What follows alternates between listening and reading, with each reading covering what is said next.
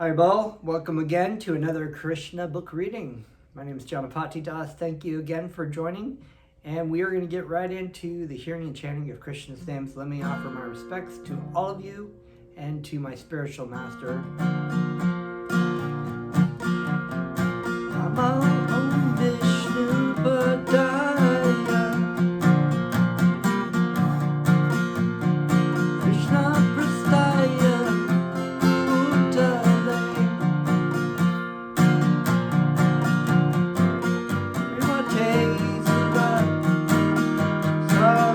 Sarupananda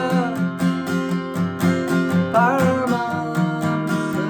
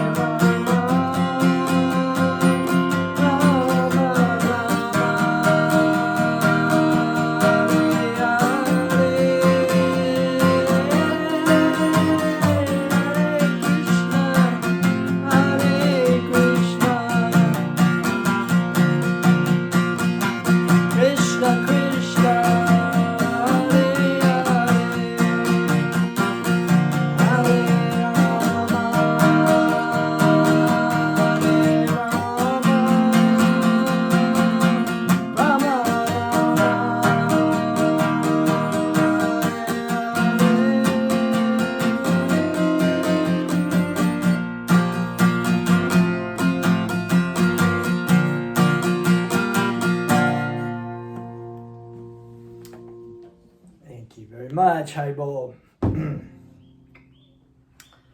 Okay, grab my Kindle. Om Namo Bhagavate Vasudevaya. So, we were continuing our story. Last time we had been reading still of the story of Lord Brahma.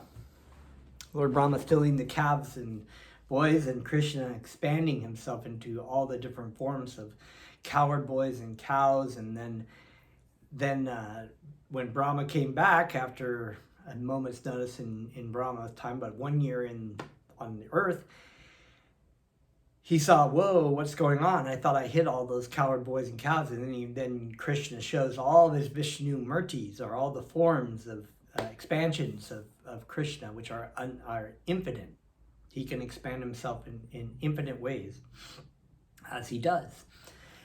And so Lord Brahma then realized that, wow, I am a very insignificant person. I was kind of playing with fire. And anyway, we're going to read here. Transcendental forms of the Supreme Personality of Godhead in his person are so great that the impersonal followers of the Upanishads cannot reach the platform of knowledge to understand them. Particularly, and so the Upanishads are these different scriptures that are in the Vedas. Usually, devotees of Krishna we don't engage in studying the Upanishads, because although we can point to the fact that the Upanishads support the greater scriptures like the Srimad Bhagavatam or the Bhagavad Gita or the Chaitanya Charitamrita, with the exception of some ones like Svetasvara Upanishad or Ishopanishad, there are a few Upanishads that we do use. Is probably because impersonalists oftentimes will use the Upanishads to try to validate their point. And so, even though they take it out of context. Particularly, the transcendental forms of the Lord are beyond the reach of the impersonalists, who can only understand through the studies of Upanishads that the absolute truth is not matter, and that the absolute truth is not materially restricted by limited potency. Lord Brahma understood Krishna and his expansions into Vishnu form, and can understand that due to the expansion of energy of the Supreme Lord, everything movable and immovable within the cosmic manifestation is existing. When Brahma was thus standing, baffled in his limited power and conscious of his limited activities within the 11 senses, he could at least realize that he was also a creation of the material energy, just like a puppet. As a puppet has no independent power to dance, but dances according to the direction of the puppet master, so the demigods and living entities are all subordinate to the Supreme Personality of Godhead. As it is stated in the Chaitanya Charitamrita, the only master is Krishna, and all others are servants. The whole world is under the waves of the material spell, and beings are floating like straws in water. So their struggle for existence is continuing, but as soon as one becomes conscious that he is the eternal servant of the Supreme Personality of Godhead, this Maya, or illusory struggle for existence, is immediately stopped. I realized we had read this last time, but it's so wonderful to remind you that of these facts. Lord Brahma, who has full control over the goddess of learning and who is considered to be the best authority in Vedic knowledge, was thus perplexed. Being unable to understand the extraordinary power manifested in the Supreme Personality of Godhead, Lord Brahma is the creator of this universe, so powerful, so way beyond any living entity in human bodies, yet the atheists so often will be like, I can't figure it out, therefore God doesn't exist. But even Lord Brahma is baffled by the inconceivable potencies of the Supreme Lord. It's not a very uncommon kind of thing to think about it, really. It's just that atheists have a poor fund of knowledge, as Bhaktivedanta would explain, to try to describe the Supreme Personality of Godhead with their limited ability is just not possible. So therefore, they out of envy, they just deny his existence. Oh, it's a made-up fairy tale, and it's like, But, it's shown here that even Lord Brahma, who is capable of seeing in so many directions, seeing into dimensions, different dimensions, and having the great ability to create the universe, was like perplexed how Krishna did this. And so it is. We can never fully know all of the inconceivable potencies of the Supreme Lord, but we can come to know Krishna as our loving master and our Lord of our life. And this is our normal stature. We don't have to worry about, like, should I figure out what God is and everything. In the mundane world, even a personality of like Brahma is unable to understand the potential mystic power of the Supreme Lord. Not only did Brahma fail to understand, but he was perplexed even to see the display which was manifested by Krishna before him. Krishna took compassion upon Brahma's inability to see even how he was displaying the force of Vishnu and transforming himself into cows and cowherd boys. And thus, while fully manifesting the Vishnu expansion, he suddenly pulled his curtain of Yogamaya over the scene. In the Bhagavad Gita, it is said that the Supreme Personality of Godhead is not visible due to the curtain spread by Yogamaya. That which covers the reality is Mahamaya, or the external energy, which does not allow a conditioned soul to understand the Supreme Personality of Godhead beyond the cosmic manifestation. That basically explains it. An atheist who does not have any interest in knowing God or loving God or coming to have a relationship with God, that's where they want to be.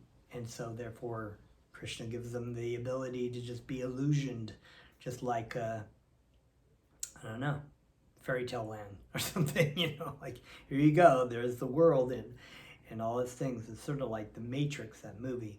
Everyone's just kind of going about their thing, and meanwhile there's something else going on behind the scenes they're not aware of, but they just rather be like living in their la land, pretending like it's that there is no God and that the material energy is everything.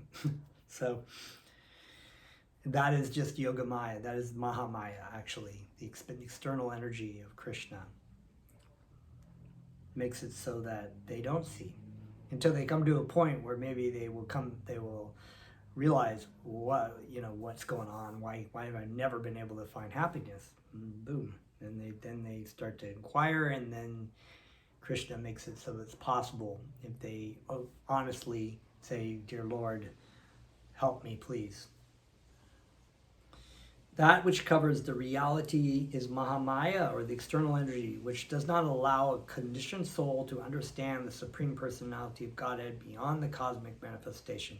But the energy which partially manifests the Supreme Personality of Godhead and partially does not allow one to see is called Yogamaya. Brahma is not an ordinary conditioned soul. He is far, far superior to all the demigods, and yet he could not comprehend the display of the Supreme Personality of Godhead. Now, demigods are extremely powerful, so he's saying that he's the topmost demigod. We're not even comparing to mere humans, they're just, humans are not even close to demigods in their capability to think and have like rational thought, or even create things or manage things like the weather, or not even close. They're so minuscule. They're like helpless to the nature and the natural currents of the weather and natural forces. They have no power over that. But the energy which, see here. The conditioned soul not only becomes bewildered, but he is completely unable to understand. The curtain of Yogamaya was drawn so that Brahma would become more and more perplexed. And then Krishna can do that. He can bring the devotee down, and even with Arjuna was like perplexed as well. He couldn't figure it out. He couldn't figure out why he had, and this situation, until we've come to a point where we've actually, we can't figure it out with our own mind. We try and try to resolve a situation, and we can't do it. And then ultimately we have to surrender to God. Please tell me what I need to do. Please, Krishna, help me. I have very little power, and I'm completely bewildered by the external energy of this world. Please help me. Please give me the vision to see you, to understand what I should be doing. That humble state, that humble, gesture, then puts the person into the receptive place to be able to receive the information coming from the devotee of Krishna. A person could come to the devotee of Krishna, and it's beneficial for him to be in contact with them. But because if he's arrogant and he's envious and he thinks he knows better, then he will not hear. Even if the devotee is explaining completely clear, he will not be able to hear or understand what the devotee is telling them. It won't register. See, this kind of knowledge, this receiving knowledge, is a completely different kind of knowledge than the ascending process, which you collect thoughts and you put them together into a puzzle. This one is receiving, and it's an experiential, what you hear from your Lord in your heart. And it is a humble. You have to receive these things in a humble state of mind, and therefore you will understand. So when Brahma was relieved from his perplexity, he appeared to be wakened from an almost dead state, and he began to open his eyes with great difficulty. Thus he could see the eternal cosmic manifestation with common eyes. He saw all around him the super excellent view of Vrindavan, full with trees, which is the source of light for all living entities. He could appreciate the transcendental land of Vrindavan, where all the living entities are transcendental to ordinary nature. In the forest of Vrindavan, even the ferocious animals like tigers and others live peacefully along with the deer and human beings. He could understand that because of the presence of the Supreme Personality of Godhead in Vrindavan, that place is transcendental to all other places, and there is no lust and greed there. Lust being the desire. Lust into greed, I want it. Lust, I need to have it, and it burning, it's like a burning sensation of having to control something, wanting to control something and have something for your own. And that, that's not in Vrindavan. Vrindavan, just people are there and they love Krishna and they want to engage in the loving relationships with Krishna. And actually, with what I was saying before, there's actually a really interesting story about this whole idea of receiving knowledge with a humble state, receiving it with a little bit of faith and being willing to receive and listen and consider spiritual knowledge. And that story is that there is a great saint who this learned like professor, scholar guy had heard about, and he said, he thought, oh, I want to go see this great saint and, see if I can get some more information about what I can learn and write for my book so I can, publish another book and have, people admire me. So he went to go see the saint, and the saint received him very humbly and said, thank you for coming, please come in. And the teacher's like, oh, great teacher, I've heard of your wonderful abilities to teach, and I would like to discuss some things from one scholar to another. So he's kind of thinking of himself as, maybe even better. So he goes in, he says, they sit down, they start discussing things, and he says, well, let's take some time and we're going to chant some names of Krishna. And so, okay. So they start chanting, and the master starts chanting. And after they're done, the scholar says, that's very nice, but actually your pronunciation of these words were not quite correct according to the writings of the Vedas. And so he's like, oh, okay, thank you. And so then he said, let's, then the person said, well, I'm getting kind of hungry. Was there any food today? And the master said, well, no, today is the Ekadasi. It's a fasting day. And he said, fasting? Oh my God, you've got to be kidding me. I don't think today's a fasting day. I don't think Ekadasi, no, it's not what I've learned, And so they thought, okay, well, whatever. So we can have some tea. And so the guy's like, oh, okay, that's good. Maybe there's some bread or something and some tea, So we'll have some tea.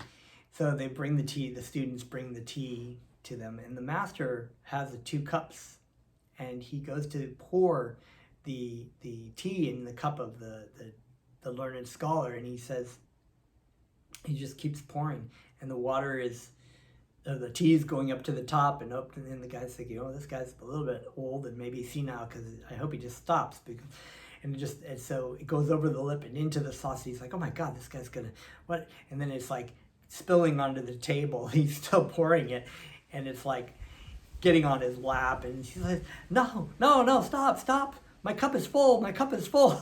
And the saint said, yes, your cup is full. That is your problem.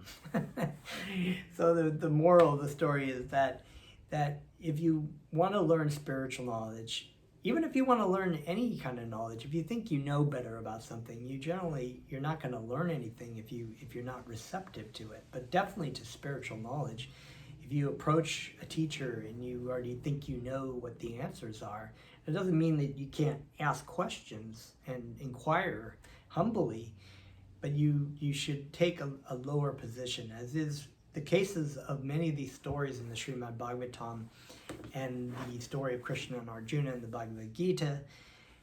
That is the process of learning spiritual knowledge. And there is a teacher, there is a student, and the student takes a lower position and receives the knowledge. He doesn't try to ascend to the knowledge, as it's very common in today's modern age we use our own intellect and try to get to the highest point. So then I'm going to read on. He could appreciate so let's see here. He could understand that because of the presence of the Supreme Personality of Godhead in Vrindavan, that place is transcendental to all other places, and that there is no lust and greed there. Brahma thus found Sri Krishna, the Supreme Personality of Godhead, playing the part of a small cowherd boy. He saw that little child with a lump of food in his left hand, searching out his friends' cows and calves, just as he was actually doing 1 year before after their disappearance. Immediately, Brahma descended from his great swan chariot and fell down before the Lord just like a golden stick. That's called Dandavat. Dandavat is like a stick, like falling like a stick.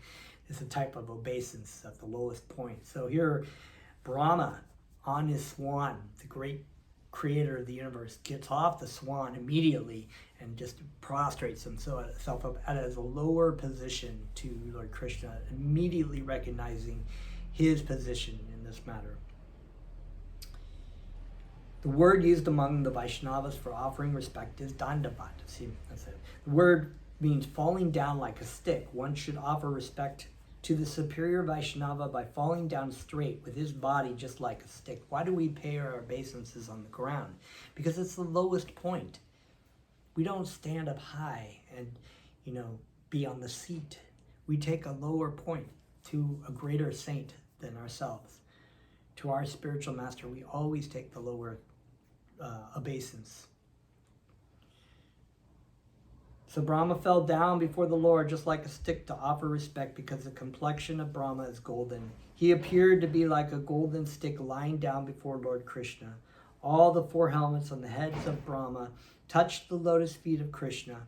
Brahma, being very joyful, began to shed tears, and he washed the lotus feet of Krishna with his tears. Repeatedly he fell and rose as he recalled the wonderful activities of the Lord. So he's going up and he's paying obeisances. He's having this realization now of who he's dealing with, his Supreme Lord. After repeating obeisances for a long time, Brahma stood up and smeared his hands over his eyes. Seeing the Lord before him, he trembling began to offer prayers with great respect, humility, and attention. Thus ends the Bhaktivedanta purport of the 13th chapter of Krishna, the stealing of the boys and calves by Brahma. I think we have a little bit of time. We can start a little bit of these prayers. This is called the Brahma Samhita. It's a very wonderful, they've translated the prayers by themselves, called in the Brahma Samhita. And I don't think they're all in here, but they might be, some of them at least. Brahma said, "My dear Lord, you are the only worshipable Supreme Lord, Personality of Godhead. Therefore, I am offering my humble obeisances and prayers just to please you. Your bodily features are of the color of clouds filled with water. You are glittering with a silver electric aura emanating from your yellow garments. Let me offer my respectful, repeated obeisances unto the son of Maharaj Nanda, who is standing before me with conch shell, earrings, and peacock feather on his head. His face is beautiful. He is wearing a helmet garlanded by forest flowers, and he stands with a morsel of food in his hand. He is decorated with cane and bugle, and he carries a buffalo horn and flute. He stands before me with small lotus feet. My dear Lord, people may say that I am the master of all Vedic knowledge, and I am supposed to be the creator of this universe, but it has been proved now that I cannot understand your personality, even though you are present before me just like a child. You are playing with your boyfriends, calves and cows, which might imply that you do not even have sufficient education. You are appearing just like a village boy, carrying your food in your hand and searching for your calves. And yet there is so much difference between your body and mine that I cannot estimate the potency of your body. As I have already stated in the Brahma Samhita, your body is not material. In the Brahma Samhita, it is stated that the body of the Lord is all spiritual. There is no difference between the Lord's body and himself. So we can't say the same thing for our own bodies. We are different from our bodies. We are spiritual in essence, but our material body is material energy. Whereas the Lord, his body is all spiritual. And he has never comes under the influence of material energy, nor does he have any material body. Each limb of his body can perform the actions of all the others. So that's something we can't do either. So he can't eat with my hand. He can eat with his hand. He can smell with his ears. He can do anything he wants with any of his senses. The Lord can see with his hands, he can hear with his eyes, he can accept offerings with his legs, and he can create with his mouth. Brahma continued, Your appearance as a cowherd child is for the benefit of the devotees, and although I have committed offenses at your lotus feet by stealing away your cows, boys, and calves, I can understand that you have mercy upon me. That is your transcendental quality. Krishna has complete and utter infinite mercy upon his devotees and upon ourselves, because we live in many lives as sinful, away from Krishna, envious and hateful towards God, but yet his mercy is always compassionate, and his love is always ever continuing. It's unconditional. No matter how far away we move from God, he always loves us and always wishes for us to come back to him. Just like the birds, two birds in a tree. One bird is eating all the fruits, that's us, and he's standing behind us, waiting for us to turn around. That is your transcendental quality. You are very affectionate toward your devotees. In spite of your affection for me, I cannot estimate the potency of your bodily activities. It is to be understood that when I, Lord Brahma, the Supreme Personality of this universe, cannot estimate the childlike body of the Supreme Personality of Godhead, then what to speak of others? That was the point I was making. He's the creator of the universe. He created this universe, and he can't figure out Krishna. So who's to say, what kind of qualifications do atheists have to say that that there is no God? Because they can't see it, because you can't see God, because they don't want to see God. That's really what it comes down to. They don't have the power to see God. Nobody has the power to see God. You want God to see you, and that is shown through your devotion to God. In other words, if you are taking that humble state again, or you've been beaten down in material life enough, and you're saying, "What, God, please show me why this is happening," or "Please tell me what to do," and then it immediately happens. It's very simple. And if I cannot estimate the spiritual potency of your childlike body, then what can I understand of your transcendental pastimes? Therefore, as it is said in the Bhagavad Gita, Anyone who can understand a little of the transcendental pastimes, appearance and disappearance of the Lord becomes immediately eligible to enter into the kingdom of God after quitting the material body. This statement is also confirmed in the Vedas, and it is stated simply, by understanding the Supreme Personality of Godhead, one can overcome the chain of repeated birth and death. Samsara, that's what it's called, samsara, the repeated birth and death. It's a cycle. You're born, you grow up, you have children or whatever, you die, you enter another body, and maybe in the human form, but maybe most likely not, and maybe a worm body or a dog body or demigod body or an amoeba body, and there's so many, 8,400,000 species of different kinds of bodies that people can go through. You've probably been through all of them, life after life. By understanding the Supreme Personality of Godhead, one can overcome the chain of repeated birth and death. And I therefore recommend that people should not try to understand you by their speculative knowledge. That's the difference. Speculation is the ascending process. Let me figure this stuff out with my mind. This is what everybody's trying to do. You know what I think? Let me go on Facebook or let me go on Twitter and tell you what I think, because my opinion really matters of anything. You know what I think? It's like Bhaktivedanta Swami always said, even the drunk in the gutter has an opinion. So that's pretty much what it is.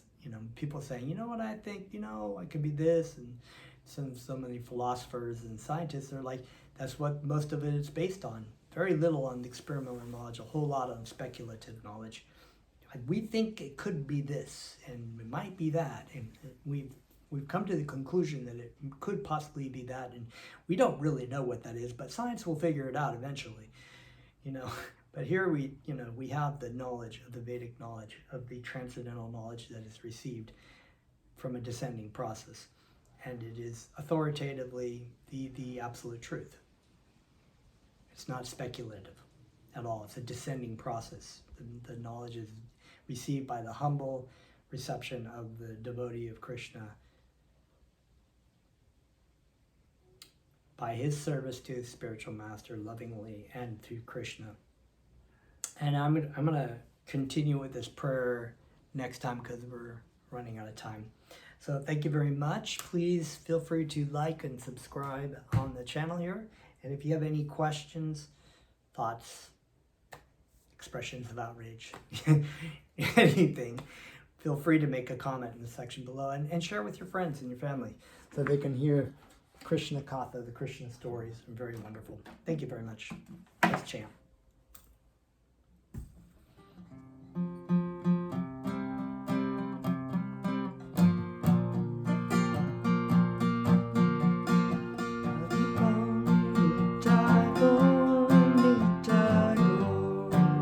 Haribo,